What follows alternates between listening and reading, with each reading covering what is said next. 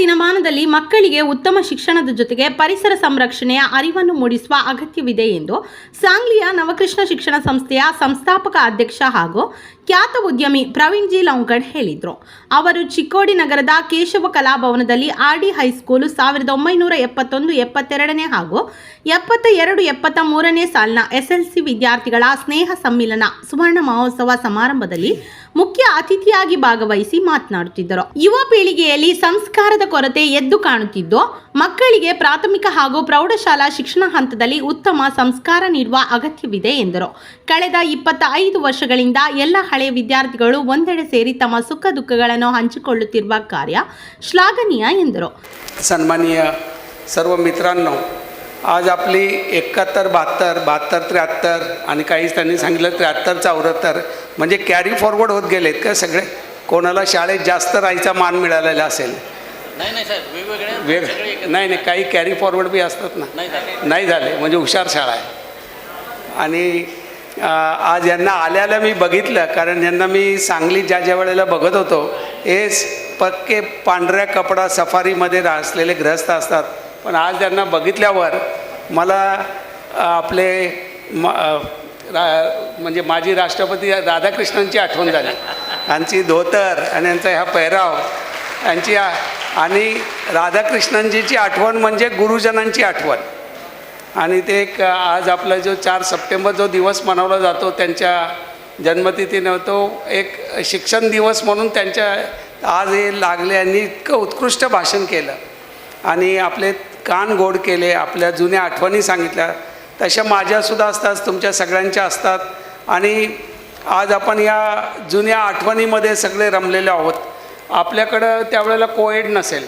ಸಮಾರಂಭದ ಅಧ್ಯಕ್ಷತೆ ವಹಿಸಿದ್ದ ಪುರಸಭೆ ಅಧ್ಯಕ್ಷೆ ವೀಣಾ ಜಗದೀಶ್ ಕವಟಗಿಮಠ ಮಾತನಾಡಿ, ಈ ಹಳೆ ವಿದ್ಯಾರ್ಥಿ ಬಳಗದವರು ಚಿಕ್ಕೋಡಿ ಗ್ರಂಥಾಲಯಕ್ಕೆ ಅತ್ಯಮೂಲ್ಯವಾದ ಗ್ರಂಥದಾನ ಮಾಡಿರುವ ಕಾರ್ಯ ಉತ್ತಮ. ಇಂದಿನ ಶಿಕ್ಷಣ ಪದ್ಧತಿಯಿಂದ ಮಕ್ಕಳು ಒತ್ತಡದಲ್ಲಿ ಇದ್ದಾರೆ. ಅದಕ್ಕಾಗಿ ಇಂದಿನ ಮಕ್ಕಳು ಮೊಬೈಲ್ನಿಂದ ದೂರವಿದ್ದು ಪುಸ್ತಕ ಓದುವ ಕಡೆಗೆ ಹೆಚ್ಚು ಗಮನ ಹರಿಸಬೇಕು ಎಂದರು. ಇಲ್ಲಿ ಬಂದಂಥ ಎಲ್ಲ ಹಿರಿಯರಿಗೂ ವಿದ್ಯಾರ್ಥಿಯರಿಗೂ ನನ್ನ ನಮಸ್ಕಾರ. ಗೋಲ್ಡನ್ ಡೇಸ್ ಅಂದರೆ ಸ್ಟೂಡೆಂಟ್ಸ್ ಇದ್ದಾಗ ನಾವು ಎಷ್ಟು ಎಂಜಾಯ್ ಮಾಡ್ತೇವೆ, ಆಮೇಲೆ ಆ ಡೇಸ್ ನಮ್ಗೆ ಯಾವಾಗೂ ಸಿಗೋದಿಲ್ಲ ರೀ. So those days are said as the golden days. 25 years ಆಯಿತು ನೀವು ಗೆಟ್ ಟುಗೆದರ್ ಮಾಡ್ತಾ ಇರೋದು. ನಂಗೆ ಅನಿಸ್ತೈತಿ ಬೆಳಗಾವಿ ಜಿಲ್ಲಾದಾಗ ಇದು ಒಂದೇ ಇನ್ಸ್ಟಿಟ್ಯೂಟ್ ಇರ್ಬೋದು, ಇಷ್ಟು ಚೆನ್ನಾಗಿ ಪ್ರತಿ ವರ್ಷ ನೀವು ಮಾಡ್ತಾ ಇದ್ದೀರಾ ಅಂದರೆ ಇದು ಒಂದೇ ಇರ್ಬೋದು ಅನ್ನಿಸ್ತದೆ. ಯಾಕಂದರೆ ಎಲ್ಲೂ ಮಾಡ್ತಾ ಇರೋ ಒಮ್ಮೆ ಗೆಟ್ ಟುಗೆದರ್ ಆದಮೇಲೆ ಮತ್ತೆ after 10 years they may get together ಅಂತ ಮಾಡ್ತಿರ್ಬೋದು. But I think RD high school, ಇವ್ರದ್ದು RD high school, these are the RD High School's group where they are get together is going from up to for 25 years. The batch is of 1972 and 73, where I was not born only. I born on 75. So they all are senior to us. They all are as like my dad, and their health are very good. DYSP Gopalakrishna ಗೌಡರ ಸಮಾರಂಭಕ್ಕೆ ಚಾಲನೆ ನೀಡಿ ಮಾತನಾಡಿದರು. ಈ ಸಂದರ್ಭದಲ್ಲಿ ಹಳೆ ವಿದ್ಯಾರ್ಥಿಗಳಿಂದ ತಾವು ಕಲಿತ ಶಾಲೆಗೆ ಪ್ರಾಜೆಕ್ಟರ್ ಹಾಗೂ ಸ್ಕ್ರೀನ್ ಅನ್ನು ದೇಣಿಗೆಯಾಗಿ ನೀಡಲಾಯಿತು. ಶಾಲೆಯಲ್ಲಿ ಓದುತ್ತಿರುವ ಸುಮಾರು 50ಕ್ಕೂ ಹೆಚ್ಚು ಬಡ ವಿದ್ಯಾರ್ಥಿಗಳಿಗೆ ವರ್ಷ ಪೂರ್ತಿ ಸಾಲುವಷ್ಟು ಶೈಕ್ಷಣಿಕ ಪರಿಕರಗಳನ್ನು ಉಡುಗೊರೆಯಾಗಿ ನೀಡಲಾಯಿತು. ಪ್ರಾರಂಭದಲ್ಲಿ ಪಾರಂಪರಿಕ ವಾದ್ಯಗಳೊಂದಿಗೆ ಪಲ್ಲಕ್ಕಿ ಉತ್ಸವದ ಮೂಲಕ ಕಾರ್ಯಕ್ರಮವನ್ನು ಆರಂಭಿಸಲಾಯಿತು. ಸಮಾರಂಭದಲ್ಲಿ ಪ್ರಾಸ್ತಾವಿಕವಾಗಿ ಮಾತನಾಡಿದ ಮಹಮ್ಮದ್ ಶಫೀಕ್ ಶಂಕೇಶ್ವರ್ಕರ್ 1972-73ರಲ್ಲಿ ಎಸ್ಎಲ್ಸಿ ಶಿಕ್ಷಣ ಪಡೆದ ನಂತರ 1999ರಲ್ಲಿ 25 ವರ್ಷದ ಬಳಿಕ ಮೊದಲ ಬಾರಿಗೆ ಸ್ನೇಹ ಸಮ್ಮಿಲನ ಆಯೋಜಿಸಲಾಗಿತ್ತು. ನಂತರ ಪ್ರತಿ ವರ್ಷವೂ ಇದು ಮುಂದುವರಿಸಿಕೊಂಡು ಬಂದು ಇಂದಿಗೆ ಮತ್ತೆ 25 ವರ್ಷಗಳು ಕಳೆದವು. ಈ ಹಿನ್ನೆಲೆಯಲ್ಲಿ ಸಮಾರಂಭವನ್ನು ಅತ್ಯಂತ ಅದ್ದೂರಿಯಾಗಿ ಆಯೋಜಿಸಲಾಗಿದೆ ಎಂದರು. शिक्षक व्हायचं होतं, मला ऑथेलो शिकवायचा होता, मला किंग लिअर शिकवायचा होता. पण शेवटी कसं असतं, नियती ही प्रत्येक माणसाचं नीतीनं त्याचे ठोकताळे ठरवलेले आहेत. आणि मग आम्ही ह्या आकडेमोडीच्या क्षेत्रात शिरलो. 1 गुणिले 1 2, 2 अधिक 2 4, 4 भागिले 4 1 वजा 1 0, या शून्याच्या वृक्ष ह्या क्षेत्रामध्ये आम्ही शिरलो. आणि तिथंही आमचं ते कुठं काही हे लागलं नाही. एक 2-3 वर्षानंतर खानापूर स्पिनिंग मिलचा मॅनेजिंग डायरेक्टर व्हायची मला हे मिळाली, which was 100% export oriented spinning mill.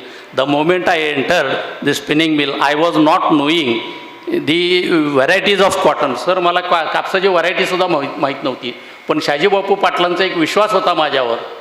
ते म्हटले, हो रे पोडू, तू काय चुकलं मागलं तरी मी मागा आहे तुझ्या, चोरी मात्र करू नकोस, चोऱ्या माऱ्या मात्र करू नकोस, चुकलं तर मी आहे.